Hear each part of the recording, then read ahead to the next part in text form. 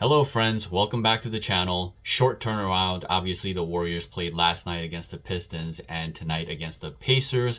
And well, they decided to sit Steph Curry, Draymond on top of missing Andrew Wiggins, Jonathan Kuminga, Pods, GP2. So the Warriors were essentially decimated by, I think Steph Curry and Draymond totally could have played in this game. But the Warriors are now a conservative team, and back-to-backs, they want to rest these guys. Unfortunately for them, they don't quite have the luxury of sitting out Steph Curry a bunch of times on these back-to-back situations because they have put themselves in a scenario where if they continuously drop games, they're going to be out of the play-in picture. The Kings have won 6 straight games and are now tied with the Warriors. So the Kings are the 9th seed, the Warriors are the 10th seed. The Spurs, luckily, have been on a 3-game losing streak. So now they're half a game behind the Warriors as the 11th seed. And the Suns are sitting in the 12th seed behind just 1 game. So needless to say, this is a very dangerous situation for the Warriors. You know, this whole resting guys on back-to-backs and stuff like this was started by Greg Popovich. And I've personally always hated that because number one, you're giving advantages to the other team. Secondly, you're totally screwing paying fans, some of them months in advance, just to see a star come into your home arena. And literally, I know fans that try to buy tickets in months and weeks in advance just to see a superstar like Steph Curry play in person. At least Greg Popovich rested his players when his team was dominating and he had the rope to be able to do those things. The Warriors don't have that, so they really shouldn't be doing stuff like this in the name of resting guys because they're quote-unquote older. You're really babying these players, and there's a softness about it that I personally just can't stand. The Warriors only played 3 times this week, and they're off for the next 2 days. Their next game isn't until Monday. But at least Steph Curry had a valid excuse. He abrogated his sprained thumb last night. And I want you guys to understand that anytime they use the excuse of tendonitis in his knees, that's just a valid excuse that they now get to use to justify sitting him on whatever back-to-back games they may have. Draymond sat out because of a quote-unquote back injury. He does not have a back injury. He's fine. And yes, given the current situation of the Warriors and the state they've been in, leaving your teammates out to dry to get a rest day because you're older. I mean, Draymond is 34, man. He's not even 35 yet. We don't need to act like he's ancient. Yeah, I just think that that's really casual, unserious, and not cool. But that's the situation, and it is what it is. I'm going to cover this game real quick because it was an expected loss. And then I want to take some time to use this video to explain positional eligibility. It is long overdue. It's time to talk about this because the lack of understanding of this concept for this Warriors team is absolutely comical and it needs to be broken down. Having said that, much credit to the Warriors for putting up a fight against the Pacers, who are pretty decent at home. They had a 10-6 record at home coming into this game. They are now 11-6 at home. They were also on a 4-game winning streak coming into this one. They are now on a 5-game winning streak. So not an easy team to play by any measure, missing all these guys. And yet it was a game until probably middle of the 4th quarter. And the Warriors simply did not have enough scoring in this game to really have a shot of bringing this game down to the wire. And I just have to say in regards to Dennis Schroeder, man, this guy is a backup point guard. He is not a legit starting point guard in terms of do you want to compete to be a playoff caliber team. In that regard, he's not a starting point guard. The guy, he is absolutely awful in transition. He never gets the ball out to an open man. There were at least 3 instances where the Warriors were out in transition. Dennis Schroeder has the ball in his hands and the ball is just glued to him. He doesn't know how to move the ball to the next open man. And guys are either leaking out in transition or open and he just won't get them the ball. And then there are these wasted opportunities and broken momentum, all because he's an incredibly slow-paced point guard. And again, the ball just sticks to him like glue. You know what's funny is that the Nets coach said exactly that about Dennis Schroeder after they traded him away, talking about Dennis Schroeder is one of the slowest paced point guards in the league, and that was really hurting their team. And given the fact that he's on this Warriors team where Steve Kerr has an insane obsession with tiny lineups, I'm not sure this tiny backcourt stuff is going to stop anytime soon. And ideally, you want Dennis Schroeder coming off the bench as a 6th man. I've been saying this for quite a while now. And due to the Steve Kerr tax, it may now only be feasible for the Warriors to once again trade Dennis Schroeder before the trade deadline just to take away Steve Kerr's toys. Or or Steph Curry and Draymond are now going to get 3 days off. Wiggins will have had some time off. The Warriors might even get GP2 back for the game on Monday against the Raptors. The lowly Raptors. If the Warriors somehow end up losing that game, that is literally the perfect time for the front office to part ways with Steve Kerr. You know, Steph Curry recently said that the Warriors are quote-unquote mid, but to be honest with you, they are much less than mid. The only reason you can say that they're mid is because they got out to that 12-3 start. But ultimately, they're 7-16 in their last 23 games. That would make them one of the worst teams in the league. Not mid. Not mid. That's one of the worst in the league. So Steph Curry, you need to get that right. You're not mid, you're one of the worst teams in the league, and you have been for quite some time. The sooner he realizes that, the sooner the front office realizes that, it'll be that much easier for this team to realize that it is time to move on from Steve Kerr. And once again tonight, he started a combination of Buddy Hield and Lindy Waters on the floor at the same time next to Dennis Schroeder. They cannot generate any kind of offense whatsoever. Lindy Waters and Buddy Hield pretty much do the exact same things. They are 3-point shooters, and for a majority of the game, it's either they shoot a 3 or you just don't get much else on the floor. Buddy Hield atrocious from the floor, 6 of 19 from the field. Lindy Waters, 3 of 8 from the field, 1 of 5 from the 3-point line. You have these guys out there for supposed spacing, but it's really not actually creating a whole lot of spacing. These guys are just chucking up shots.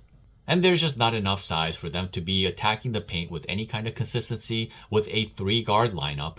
Trace and Kyle are role-playing bigs, not primaries. You saw clearly that that combination of 3 guards was non-viable from a scoring standpoint, so you would think that an adjustment would be made going into the second half. Again, why not try Guy Santos, who has more size, had an incredible game the night before. He's got way more size and hustle than Lindy Waters at the small forward spot. Lindy Waters is a 2-guard, but they do no such thing. And of course, even to close the game, Steve Kerr elects to close it with Dennis Schroeder, Buddy Hield, and Lindy Waters, and they continue to get nothing, and the Warriors are dead in the water. Meanwhile, Pat Spencer was the best player on the floor tonight, 17 points on 7 of 12 shooting from the field. He was aggressive, he was fearless, he relentlessly attacked the paint despite the fact that Miles Turner was constantly there. And I gotta say, man, Pat Spencer is a pretty good backup point guard.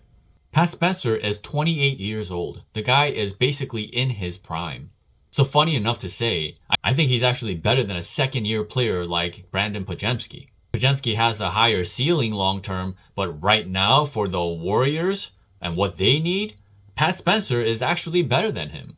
And how crazy is it that I have to say that Pat Spencer was miles better than Dennis Schroeder in this game? So the Warriors are just a mess. There's so many complicated situations with this roster. And again, Guy Santos was really good. 4 of 5 from the field, 2 of 2 from the 3-point line. Maybe he would have been 3 of 3 from the 3-point line had Dennis Schroeder simply got this pass when the dude was wide open in transition. He was not able to get the ball to him. On a night like tonight when the Warriors are decimated with injuries, Moses Moody still cannot find himself in the starting lineup. And given the fact that he has the ability to attack way better than, say, Lindy Waters, and that Moody is more of a scorer anyway, and given the fact that the Warriors needed to score somehow, it would have made more sense to either put Moses Moody or Guy Santos at that small forward spot for the Warriors. But again, Steve Kerr is obsessed with 3-guard lineups. And listen, man, this is Moses Moody's 4th year with this team. He can't crack the starting rotation under Steve Kerr because Lindy Waters is in front of him and Buddy Hield is in front of him. Why did they even pay this guy? I just don't understand. Trade him. He shouldn't be on this roster at all. This is a complete and utter waste of time. They're not developing him. There is no future plan for him as far as I can see. So why is he still on this team? The Warriors need to badly consolidate their guard situation and move a bunch of these guards off this team. Regardless of what coach they have, they need to resolve this. No matter how you slice it, they have too many guys that are guards between the height of 6'2" and 6'5". Okay, now I want to quickly go over the positional eligibility of the players that are on the Warriors roster. And I'm not going to talk about this in this video in too great of a detail because that would take forever and make this video much longer than it should be. Point guards. Point guards on this team. Steph Curry, Dennis Schroeder, Pat Spencer, and Brandon Podziemski only in a pinch. At least for now, because Pods doesn't have much creative ability in terms of seeing the floor, finding guys in a very sharp manner. He's just not very creative. He's not even good in the pick and roll because there's no definition to his game. Does he have a mid-range game that he can take advantage of in the pick and roll? No. Is he a movement shooter in the pick and roll? Does he have the capacity to get better at those things over time, over a number of years? Yes. Is that time right now? No. So pretty straightforward. Steph Curry, Dennis Schroeder, Pat Spencer, Brandon Pajemski in an emergency scenario. Next, the shooting guard spot. And I'm going to try to do this as much of a hierarchical standpoint as I can.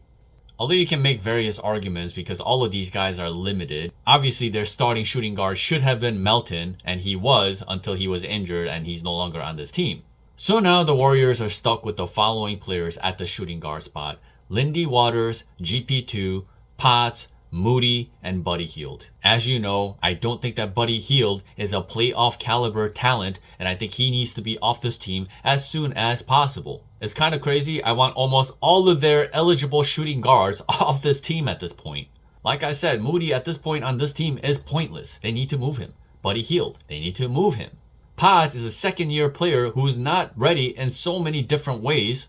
He's pretty much a spot connector guy. And if you have to rely on Pods a whole bunch in a playoff scenario, well, that's not going to end up very well for the Warriors. And then you have GP2, who obviously in an ideal scenario is a championship caliber piece. We have already seen that. And I know people love to say he is like a power forward in a point guard's body. And from an athletic standpoint, yes, that is true. You have a physical specimen standing at 6'2" like GP2 against the guards of the other teams. But that should be the extent of his role. And while you can survive using him as a small forward, that makes your team pretty small if you have to put Steph Curry and then you have GP2 at the 3, and then you have to stick another guard in that situation, and then you have a 3-guard lineup. GP2 is a guard. He's not a small forward, and he's certainly not a power forward. He is a POA specialist with elite finishing ability at the rim, can shoot the spot up corner 3, although he's not consistent at it. And then you have Lindy Waters, who I think until the Warriors go and get a legitimate shooting guard that can start for this team, like a Zach LaVine or something, or even an Aaron Naismith, I think Lindy Waters should probably be starting for this team. Because his role is very clear. He is a shooter, he's a motion offense guy, and he has the best positional size out of all of these guys, standing at 6'6". And more than anything, he's just a system guy. Sad. Now you can see why the Warriors need to consolidate this situation, because this is insane. They have 5 shooting guards with negligible differences, and essentially none of them are really truly starting caliber worthy. You know, this situation has gotten so bad that we're talking about Andrew Wiggins going back to his shooting guard spot is where he started his career, but now he's a small forward. And obviously I'm talking about starting Lindy Waters at the shooting guard spot in the current situation that they're in. But once they're fully healthy, until they go and get that trade done, they need to just try this Andrew Wiggins shooting guard thing and just go with a bigger lineup and see how that looks for like 5 games at least. Like I said, they've been one of the worst teams in the league for quite some time now. What do they have to lose? Absolutely nothing at this point. Okay, getting down to the small forward spot, you got Andrew Wiggins, you got Jonathan Kuminga, and then you got Guy Santos, Kyle Anderson, and Moses Moody only in an emergency situation. Moses Moody is built like a shooting guard, plays like a shooting guard. I think you are undersized when you end up putting him at the small forward spot. Wiggins is their best POA, so he is the starter at the small forward spot. And then you have Jonathan Kuminga, who is also a small forward. And that's been the headache all along, right? You kind of want Jonathan Kuminga in the starting lineup, but Andrew Wiggins is ahead of him. And Jonathan Kuminga is a way bigger scoring threat than Andrew Wiggins is, but then his POA is nowhere near the caliber of Andrew Wiggins. Does he have the potential to get much better at it? Perhaps, because he's shown signs of being a better defender this season. He certainly has way more potential as a small forward than a power forward, which is just a whole other animal. And then we've seen Guy Santos. He is a super legit small forward, 6'8". He's actually the biggest guy out of the 3 guys that I just mentioned. And he's clearly worked on his 3-point shooting religiously. He is 6 of 8 in his last 2 games. So in a scenario where the Warriors end up trying a lineup of Andrew Wiggins at the 2 and Kuminga at the 3, Santos would actually end up being the first small forward off their bench. And since Steve Kerr is so obsessed with the small lineups, they could even try a lineup of Steph Curry, Andrew Wiggins, Jonathan Kuminga, Guy Santos as a floor spacer, and Draymond at the 5, and see how that goes. There's more hustle, there's more rebounding, there's more general size. Everybody on the floor outside of Steph Curry is 6'7", give or take. Yeah, and then in a pinch, you can use Slo-Mo as a 3 as well. Slo-Mo actually came into the league as a 3 and a tweener 4, a combo forward where you can interchange him between the small forward and the power forward spot. But as we've seen, Steve Kerr has put him at the power forward or the center spot at various times this season, and that's where Slo-Mo is very limited, and you make him look worse than he actually is. Okay, moving over to the power forward spot. The Warriors have 3 power forwards on this team. They have Draymond Green, Slo-Mo, and Guy Santos in a pinch. Pretty self-explanatory, nothing to talk about. They try to put Andrew Wiggins and Jonathan Kuminga at the power forward spot, and these guys should not be played at that spot. The Warriors defense becomes weak. It becomes vulnerable when those guys are being overextended to the power forward position. That needs to be stopped. And then at the center spot, you have Trayce Jackson-Davis, Kevon Looney, and Draymond in a pinch. That's it. They also have Quentin Post in the G League. He came up tonight to play. Made a couple of shots, good for him. But currently, his defensive capability looks to be at about or slightly better than Dario Saric. That means you can't really play this guy this season anyway. There you go. Notice I didn't put Steph Curry at the shooting guard spot because he's about to turn 37. He's 6'2". Yes, he has shooting guard qualities in terms of the different ways that he can score, but you don't want him playing the shooting guard spot. You want to keep your team powerful by always keeping him as a point guard. And it's when they put him at the shooting guard spot over the last couple of seasons to cater to the needs of Chris Paul and Schroeder to be in the starting lineup or the closing lineup that forces Steph Curry to the 2, and now you're tiny and now you're non-viable. You have to understand what positions your players are best equipped to play. You can't just say that the game of basketball is positionless and get completely owned and become a completely unserious team the way the Warriors have become under Steve Kerr. So that's the breakdown for now. I hope you enjoyed that for what it is.